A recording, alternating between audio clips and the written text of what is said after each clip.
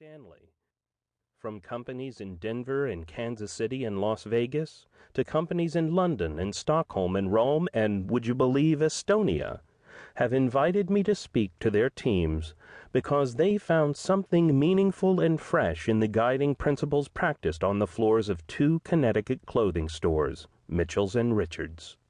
In 2005, we went ahead and acquired a third store called Marsh's on Long Island, and we've been very successfully introducing our hugging culture there as well.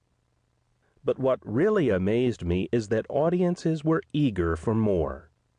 Again and again I would hear the same question from people everywhere, from Starbucks to storefront delis. How do you hire and motivate your people so they will remain productive?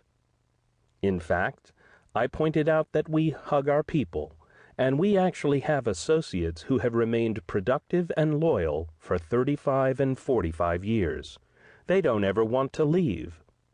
Numerous emails continue to pour in daily, and caring, ordinary working folks march up to me after my talks, or on airplanes or in large stores, as well as at banks and real estate offices, and say, "There seems to be no loyalty anymore. Work is just not what it used to be." Giving great personalized customer service has always been the foremost goal of my family. We've been hugging away since my parents, Norma and Ed Mitchell, founded the business in 1958. And one thing we never lose sight of is that you can deliver great service only if you treat your associates right. You don't get extraordinary customer service in a vacuum. Great people give great personalized service. We make a point of calling our employees associates because, along with the fact that we value them so much, we don't like the sometimes demeaning connotations of employee and worker and, for sure, help. We especially like to refer to them as our huggers, since they're the ones who embrace our customers figuratively and literally. Studies show convincingly, and the success of our stores are living proof, that when associates are extremely satisfied, then customers are extremely satisfied. And yet, when you travel around and encounter people, whether they're selling dresses or accordions, you often see anything but satisfaction. You see people who are often surly and disgruntled, probably because they're treated shabbily, and so they treat you, the customer, shabbily or worse.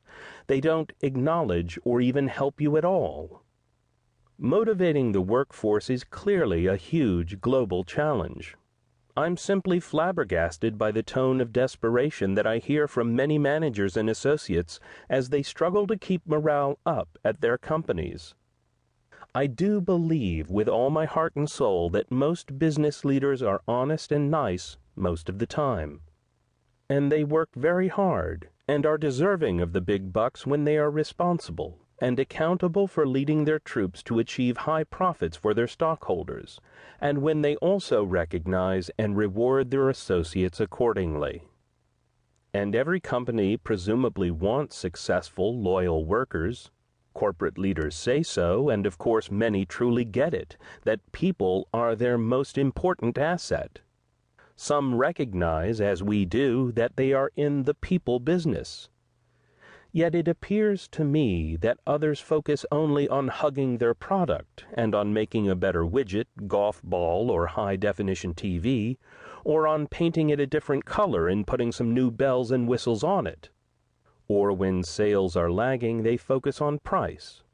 They lower it and create some kind of fantastic deal, never thinking that if they treated their associates with greater personal care, they would work harder and smarter and would feel like going the extra mile to hug a customer because they feel hugged themselves.